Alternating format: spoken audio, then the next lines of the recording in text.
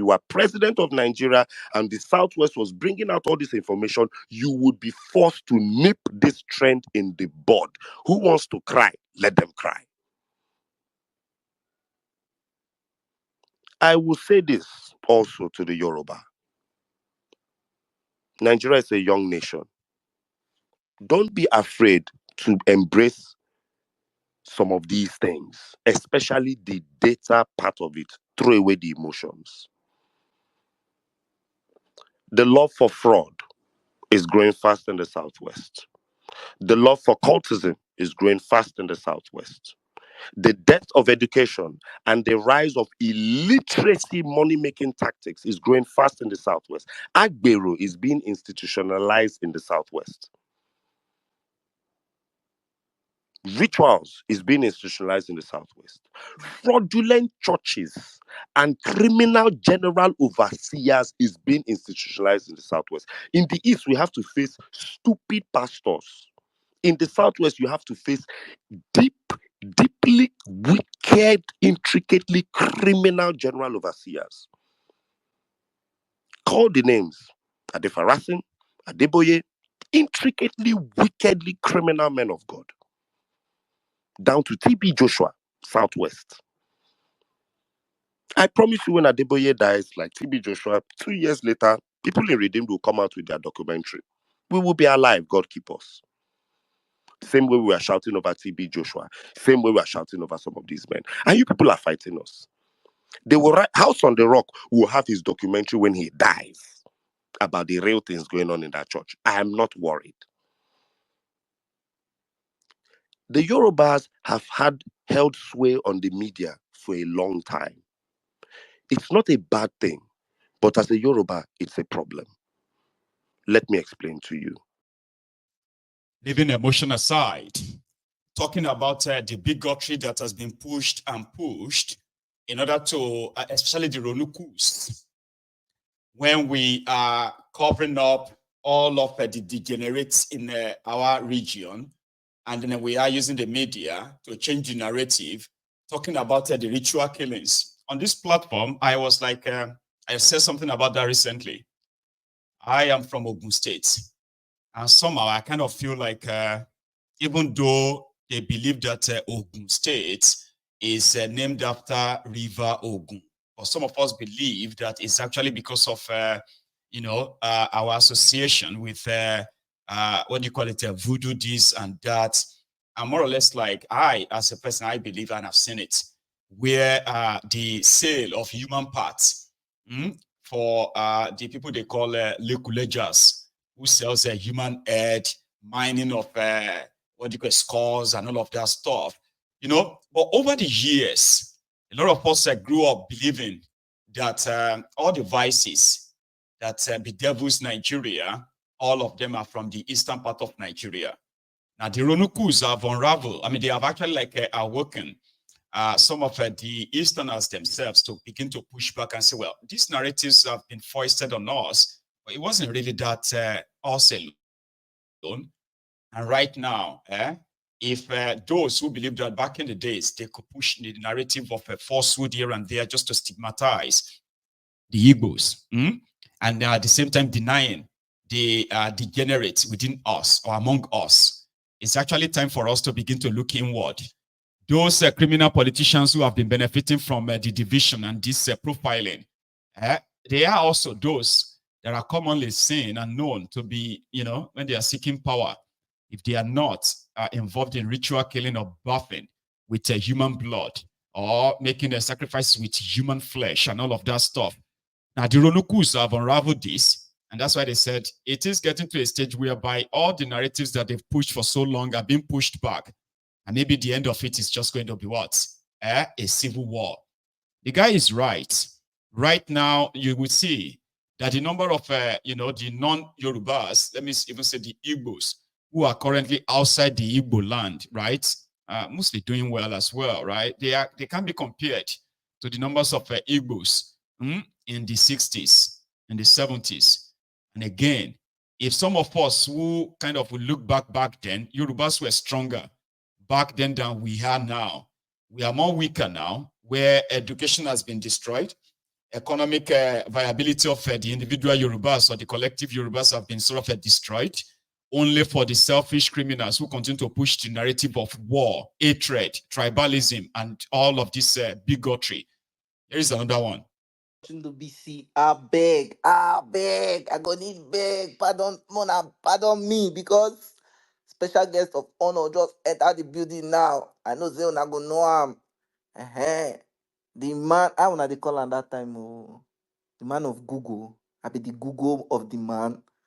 I be the Google in the man, or the man in Google. But my boss, Sizu, I beg, take the bike. My brothers, fellow Nigerians, God bless you all. Thank you for being here. Um, Let me start here. A lot of us might not support or have supported what Harry was doing in the beginning. But I've God left Nigeria a long time ago. But you can tell that God is still very interested in Nigeria through Nigerians. There is proof. You look around Nigeria, you can see that God does not live in Nigeria anymore. But you can still see that God has interest in Nigeria through Nigerians. There are countries in this world that the country is a wreck, the citizens of the country are wrecked. Afghanistan, Somalia, all those kind of things. But Nigeria is a wreck. But Nigerians are not a wreck. And that is why I'm heading where I'm heading. It is very possible to raise a generation or two or three with hatred. Let us have no illusions on this. Dear Yorubas, please listen. We are a family. Lord Lugard and Flora Shaw forced us into this unholy union. And until this union is broken up, we must operate as a union. We have no options. You see the police PRO behaving as if it's the police PRO of Oduduwa Republic and not Nigeria. I repeat, the Palestinians, the Arabs, and the Israelites have proven that it is possible to raise a generation with hatred for no reason. Now, if you check the history of this country, you see, the last election taught me so much. I have an APC neighbor who would mutter some very devilish utterances, but he's highly educated, schooled overseas, and he has a group of people who think like this, so I can use him to understand what is really going on. My neighbor said something interesting one day. He said, one of the reasons I don't want to make Igbo rule this country, and I say, if Igbo rule this country and Nigeria works, Aboki people fit allow Igbo rule Nigeria for 30 years as long as as long as Nigeria they work. Write this statement down. He said, Aboki people fit allow Igbo, they rule Nigeria, they go. If one Igbo man makes Nigeria work. The second thing he said was that I prefer make I dey poor under Tinubu than make I dey rich under Obi. When you take the hatred, the bile behind these two statements, I need you guys to understand something. I think it was Velele. I can't remember one space where I was asking, I said, do you still think this Ronu ideology is in the fringes or is in the mainstream? If a tribe has 40 million people and 2 million people are tribalists, that is 2 million people too many. Islam has 1.5 billion to 3 billion adherents. If just 1% of them are terrorists, that's 300 million terrorists. It's just 300 million terrorists too many. After the Civil War, Nigeria did something very stupid, but I thank God for them as an Igbo man. In Nigeria's hatred for the Igbos, Nigeria raised a super tribe by mistake. I repeat, in Nigeria's post-war hatred for the Igbos, Nigeria raised a super tribe by mistake. First thing, if you want to make a people richer, what is the first thing you do? Wealth distribution. One of the biggest problems every other tribe in Nigeria, Arewa and the Yoruba, will have or have is that wealth is unevenly distributed. Arewa has that problem majorly. So imagine a war where everybody in Arewa had their bank accounts frozen and then everyone was given £10. Arewa would be better off today, believe it or not. Everybody's account, Ganduje's account was frozen, then everyone in Kano was given £10. Arewa would be better off today. First mistake Nigeria made in creating a super tribe. The second mistake Nigeria made, thereby creating a super tribe called the Igbos, and which I still repeat that Nigeria should go back and execute this same wickedness, quote unquote, on all other tribes so that they can start catching up, was increasing cutoff of tertiary and WAEC, secondary and tertiary institutions. Every child who has a parent who forces them and tells them, you must bring first position, you must score the highest, you must score the highest. What happens in such a family? You raise a family of children who bring first position and score the highest. Nigeria used her own hand and told Igbos, you must score the highest, you must score the highest in all exams, and told every other tribe who, quote unquote, won us after the war, you can score the lowest, you can score the lowest. What an error. In redistributing £10 to everybody, my father tells me a story of how he and his brothers bounced back after the war. Their rent was about £20. They gathered themselves 6 men. They all brought their £10 together and it became £60. They rented two, 6 months, 1 year rent of £40 and shared £20. And those 6 men were roommates, grown men with wives. Until today, my father and those his 6 friends are best friends till today. They've helped each other in business and they're all multi-billionaires. Nigeria used her own hand out of hatred. So I ask you, if Nigeria went to Arewa, took all the money of Arewa after a war, and gave everybody in Arewa £10 and told everyone in Arewa, you must score the highest cutoff in all exams for the next 30 years. Don't you think Arewa would have a more intelligent and more business-minded population?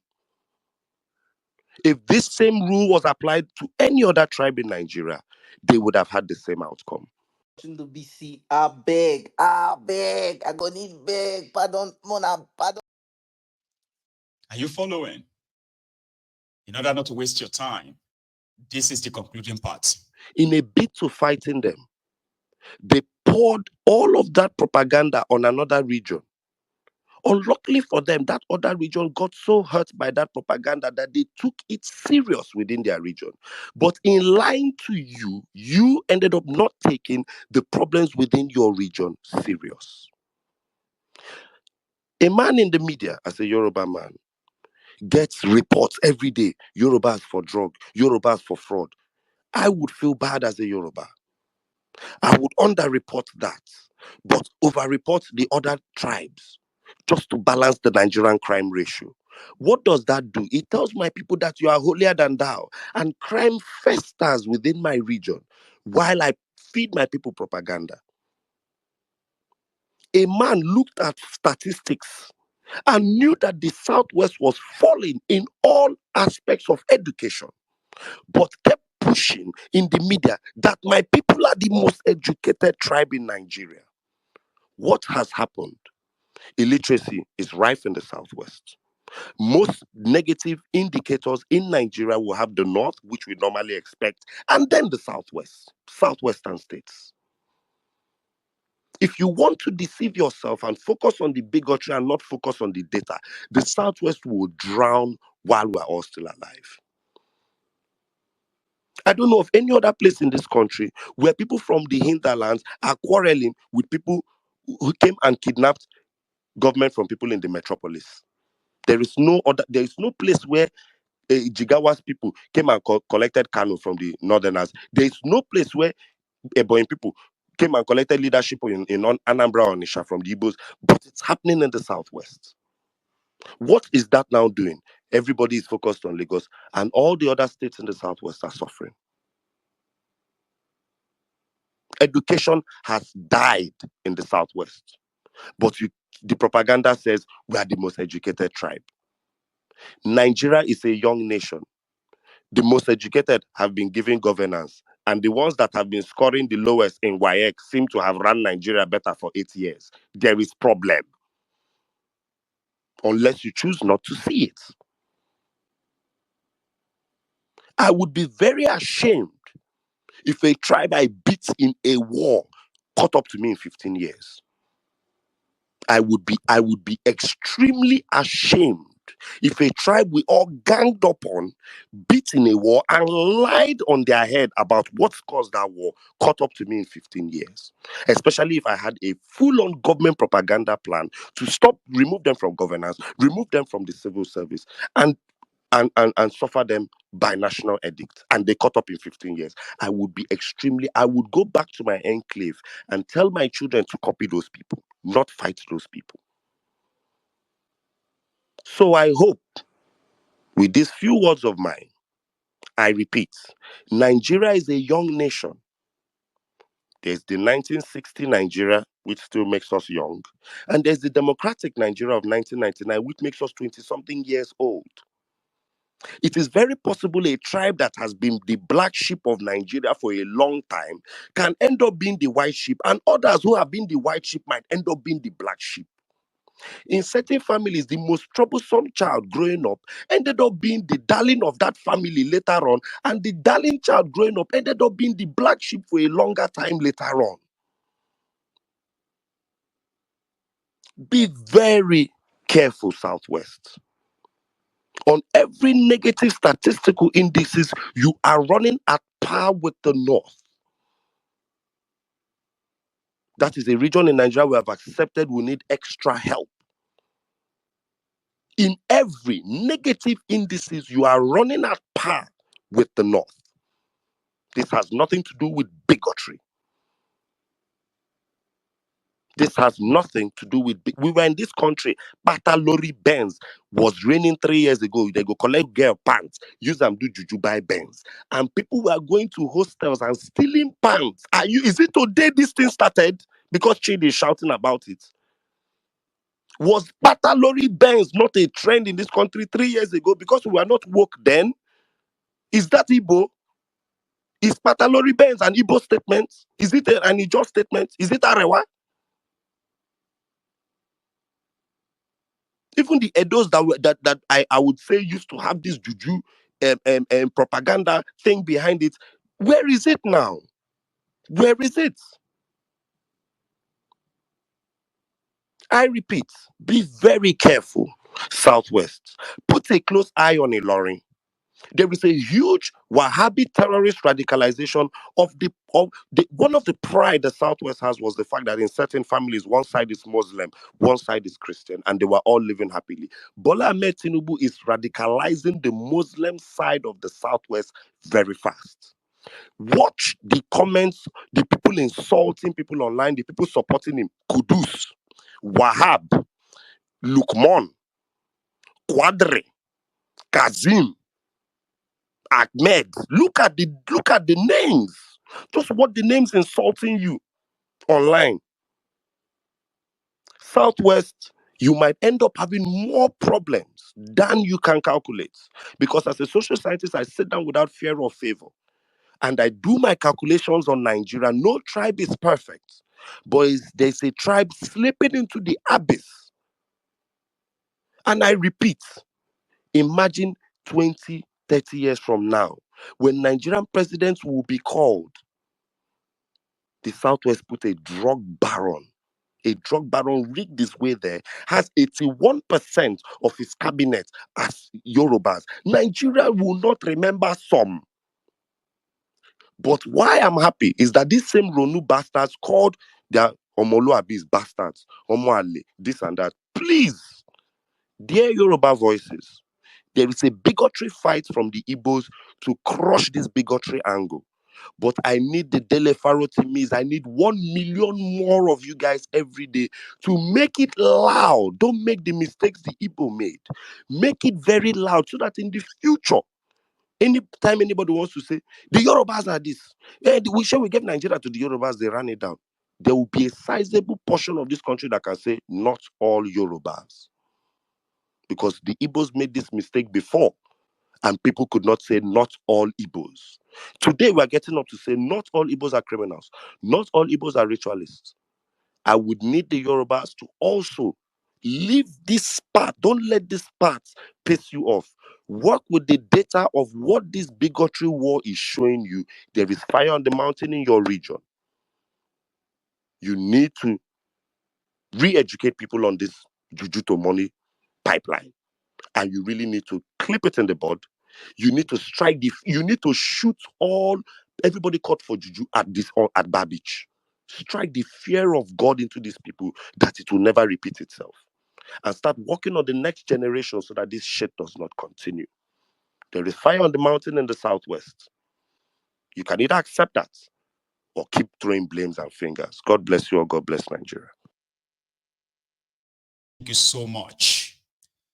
I believe that a lot of us who actually listen to that nearly 25 minutes chart, possibly if you do not have any comprehension problem, you get the message.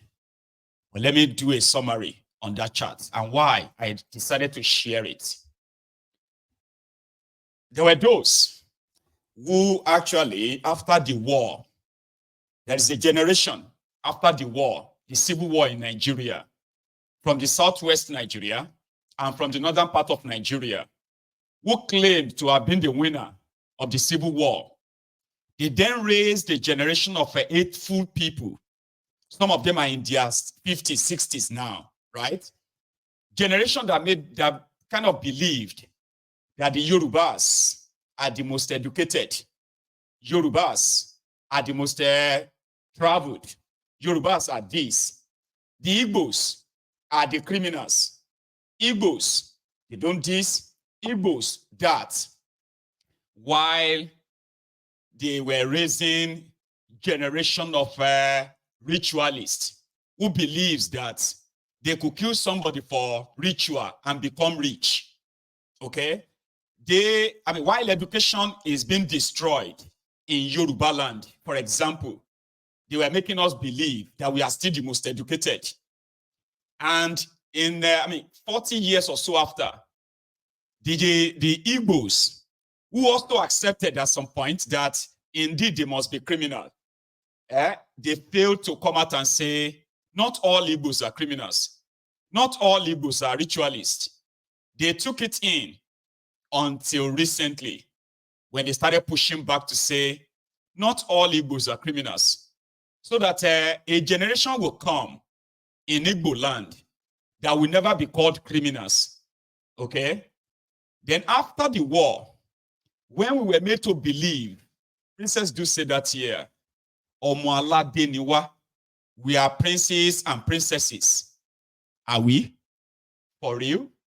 Are we actually princes and princesses? Where we now have generations that actually believes that they could cut off head to make money. And indeed, Agbero or Agberoism that is now being institutionalized in Yoruba land, is that also being kind of shared enough?